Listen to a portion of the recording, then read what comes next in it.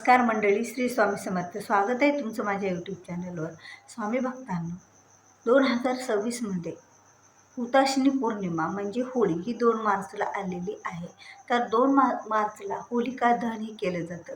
कारण होलिका दहन का केलं जातं, तर होलिका दहन हे आपल्या जीवनातील वाईट गोष्टी, काही वाईट विचार आणि जे काही संकटे विघ्ने असतील त्यांचा नाश करण्यासाठी होलिका दहन केलं जातं. म्हणजे होलिका दहन हे वाईटावर सत्याचा विजय प्राप्त करून घेण्यासाठी केला जातो. म्हणून तर होलिका दहन करणं हे खूप या काळाची गरजसुद्धा मानली जाते. कारण होलिका दहन हे भक्त प्रल्हादांनी, ज्या वेळेला भक्त प्रल्हाद हे अतिशय विष्णू भक्त होते आणि त्यांचे वडील हे हिरण्यकशिपू म्हणजे त्यांचा जन्मच हा राक्षस कुळात झाला होता. त्यामुळे तर त्यांना देवाचं नाव घेतलेलं चालत नव्हतं. पण जो विष्णू भक्त प्रल्हाद होता तो सतत देवाचं नामस्मरण करायचं, विष्णूच्या नामाचं नामस्मरण करायचं. हे त्यांच्या हिरण्यकशिपूला आवडत नव्हतं. त्यांनी त्याला अनेक वेळा जिवंत मारण्याचा प्रयत्न केला, पण देवतारे त्याला कोड मारे. अशा प्रकारे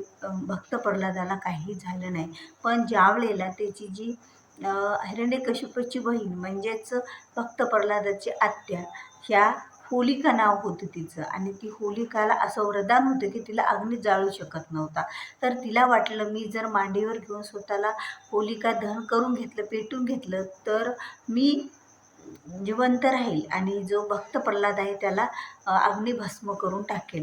पण ते उलट झालं. ज्यावेळेला तिने मांडीवर भक्त प्रल्हादाला घेऊन होलिका स्वतःला अग्नी पेटून घेतला, त्यावेळेला ती स्वतः जळून राख झाली आणि त्यावेळेला भक्त प्रल्हाद हा जशाला तसा राहिला, तू देवाचं नामस्मरण करत.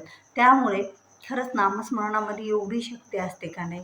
तर हे नामस्मरण अतिशय असं महत्त्वाचं असतं. नामस्मरण हे आपल्याला प्रत्येक संकटावर मात करत असतं.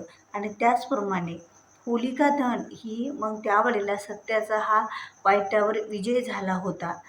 तर त्यामुळेच तर आपल्याला आपल्या जीवनातील जे काही वाईट गोष्टी आहेत, ज्या काही वाईट आपले जे काही वाईट कर्म असतील समजा, किंवा काहीतरी गोष्टी अशा असतील ज्या नकारात्मक गोष्टी आपल्या जीवनात असतात, ज्यामुळे आपली प्रगती कुठेतरी थांबलेली असेल, प्रगती होत नसेल, तर आपल्याला होळीमध्ये ही एक वस्तू टाकायची आहे. अतिशय महत्त्वाची वस्तू आहे ही. जर वस्तू आपण होळीमध्ये टाकली तर आपल्या जीवनातील अनेक संकटांचा नाश होतो, आपल्या जीवनातील विघ्ने दूर होतात आणि आपल्याला प्रत्येक गोष्टीमध्ये विजय आणि यश प्राप्त व्हायला लागतं. कारण होलिका दहनमध्ये वाईट गोष्टींचा नाश होत असतो आणि त्यामुळेच आपल्याला ही वस्तू टाकली तर आपल्या जीवनामध्ये अनेक संकटांचा सुद्धा नाश होईल, विघ्नांचा नाश होईल आणि आपल्या घरांची आणि घरातल्या प्रत्येकाचीच प्रगती व्हायला सुरुवात होणार आहे. तर आपल्याला होळीमध्ये ही वस्तू टाकायची आहे. आता होळी ज्या वेळेला पेटवली जाते त्यावेळेला त्या होळीचं अनेक वस्तूद्वारे पूजन केलं जातं. पण ही वस्तू आपल्याला पूजन झाल्याच्या नंतर, आता ज्या वेळेला आपण होळी पेटवतो, होळी पेटवल्याच्या नंतर त्याची पूजा केली जाते. पूजा केल्याच्या नंतर त्यामध्ये पुरणाचा, वरणाचा वगैरे नैवेद्य दाखवला जातो. नंतर त्याला प्रदक्षिणा घातल्या जातात आणि त्यानंतर आपल्याला ही वस्तू टाकायची आहे. आता सहसा ही वस्तू आपण जे सार्वजनिक ठिकाणी होलिका दहन केलं जातं, समजा तुमच्या गल्लीत, गावात, कुठेतरी सोसायटीत, तर त्या ठिकाणी ज्या वेळेला केलं जातं त्या होळीमध्ये आपल्याला सार्वजनिक होळीमध्ये घरून आणून ही वस्तू टाकायची आहे.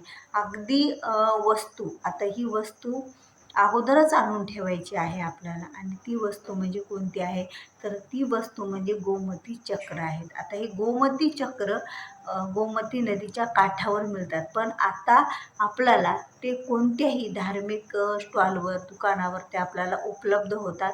जर आपण गोमती चक्र म्हटलं तर ते गोमती चक्र आपल्याला मिळून जातील. तर ते गोमती चक्र आपल्याला 7 लागणार आहेत होळी टाकण्यासाठी. गोमती चक्र होळी टाकण्यासाठी 7 अगोदर आणून ठेवायचे. त्यानंतर आपल्याला ते पूजा वगैरे सर्व झाल्याच्या नंतर, प्रदक्षिणा झाल्याच्या नंतर ते 7 गोमती चक्र आपल्याला त्या होळीमध्ये टाकून द्यायचे, घरातल्या कोणत्याही व्यक्तीने आपल्या खिशात पुडीत बांधून नेऊन. तर यामुळे आपल्या कुटुंबाचं कल्याण होईल, कुटुंबाची प्रगती होईल, घरातील प्रत्येक व्यक्तीची प्रगती होईल. मग घरातील मुलाची असो, पतीची असो किंवा घराची असो, आणि यामुळे घरचे वास्तुदोषसुद्धा जात असतात. तर खरंच एवढा सोपा आणि साधा असा हा उपाय आहे. तर ही वस्तू आपल्याला होळी पौर्णिमेच्या दिवशी टाकायची आहे. तर होळी पौर्णिमा साजरी करताना सुद्धा काही गोष्टी आपल्याला पाळाव्याच लागत असतात, काही नियमसुद्धा पाळावे लागत असतात. म्हणजे होळीच्या दिवशी सहसा आपल्या घरामध्ये काही भांडणे, काही वादविवाद हे टाळायचे असतात. चुकूनही कुणाशी भांडायचं नसतं किंवा चुकूनही काही वस्तू आपल्याला दुसऱ्यांना दानसुद्धा द्यायच्या नसतात. आणि होळीची जी रक्षा असते तीसुद्धा आपल्या पूर्ण कुटुंबासाठी एवढी महत्त्वाची असते का नाही, तर ती रक्षा जर आपण आपल्या घरामध्ये कुठेतरी बांधून ठेवली तर आपल्या घरातील खूप मोठा वास्तुदोष निघून जात असतात. त्यावर पण मी व्हिडिओ बनवणार आहे की तिला कसं आणायचं, कोणता मंत्र म्हणायचा आणि कोणत्या ठिकाणी ठेवायचं. तर ती सविस्तर माहिती मी तुम्हाला पुढच्या व्हिडिओमध्ये सांगेल की होळीची रक्षा आपण कुठे ठेवायची, कशी ठेवायची. तर आणखीन आपल्याला होळीमध्ये टाकायचं म्हटलं तर आणखीन एक वस्तू आपल्याला होळीमध्ये टाकायची आहे. ते म्हणजे एक काळा कपडा घ्यायचा चौकटी, त्यामध्ये काळे तीळ घ्यायचे आणि हे दिवसभर आपल्या सोबत ठेवायचे. आणि ज्यावेळेला होळिका दहन होतं त्यावेळेला हे काळे तीळ आणि तो काळा कपडा जशी गाठ बांधलेली जशाला तशी टाकून द्यायची होलिका दहन. यामुळे सुद्धा आपल्या जीवनातील जे संकट, विघ्न जे काही येणारे असतील त्यांचा नाश होईल. आणि आपले जे ग्रह नक्षत्र आपल्यावर बऱ्याच वेळा ग्रह नक्षत्राचा प्रभाव एवढा पडतो ना की काही वाईट ग्रह शनी पाठीमागे लागलेले असेल तर या सर्व गोष्टी आपल्या जीवनातून निघून जात असतात. कारण होळीचं एवढं असं मोठं महत्त्व आहे. म्हणून तर तुमच्या सर्वांनी जर आपण गोमती चक्र आणि काळे तीळ आणि काळा कपडा एक जर आपण टाकला होळीमध्ये तर आपल्या जीवनातील अनेक समस्यांचं निवारण होईल. आपलं जीवन हे सुरळीत चालायला लागेल. कारण काही गोष्टी अशा असतात की आपण कितीही सेवा आणि काही केल्या तर त्याचं निवारण होत नसतं. पण कधीकधी एखादी उपाय जर आपण केला तर या उपायाने निश्चितच आपल्या जीवनातील अनेक संकटे, विघ्ने हे दूर होत असतात.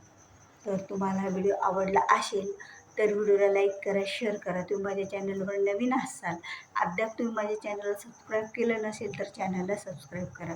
कारण जेव्हा केव्हा मी असे नवीन माहितीपूर्ण व्हिडिओ माझ्या चॅनलवर अपलोड करेल त्यावेळेला त्याचं नोटिफिकेशन हे तुम्हाला अगोदर मिळेल आणि तुम्ही माझा एकही व्हिडिओ हा मिस करणार नाहीत. मग ते वास्तू टिप्सविषयी असो, वास्तुदोष निवारणविषयी असो किंवा सेवा असो, उपाय असो, ह्या सर्व गोष्टी तुम्हाला माझ्या या व्हिडिओच्या माध्यमातून माझ्या चॅनलवर मिळतील.